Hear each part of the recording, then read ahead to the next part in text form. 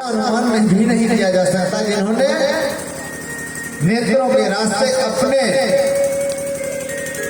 प्रियतम भगवान श्री कृष्ण को हृदय से लगा कर गान और भजन करते हुए बोल रहे हैं। जो नित्य निरंतर अभ्यास करने वाले योगियों के लिए अत्यंत दुर्लभ है। जब भगवान श्री कृष्ण ने देखा कि गोपियां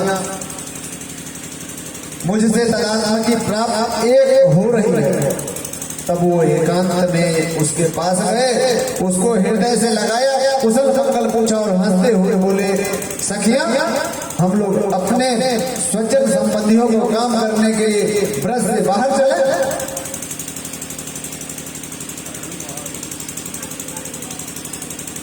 सखियां हम लोग के स्वजन सभी बाहर हैं। जब हम लोग बाहर जाते हैं घूमने, तुम्हारी वैसे प्रेमियों से छोड़कर हम शत्रु का विनाश करने में तुम्हें साथ देंगे।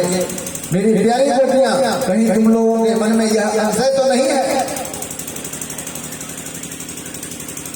कि मैं अड़ित हूं और ऐसा समझकर तुम लोग मेरा बुरा तो नहीं मानते?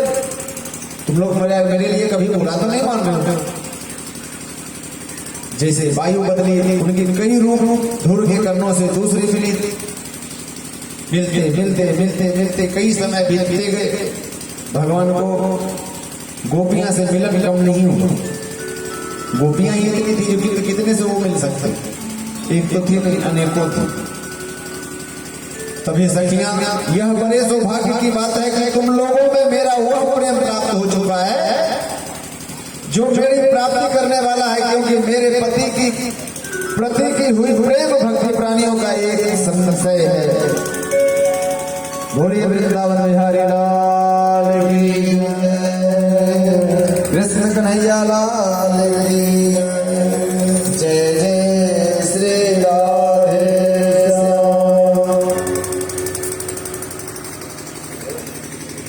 नमस्ते नमो।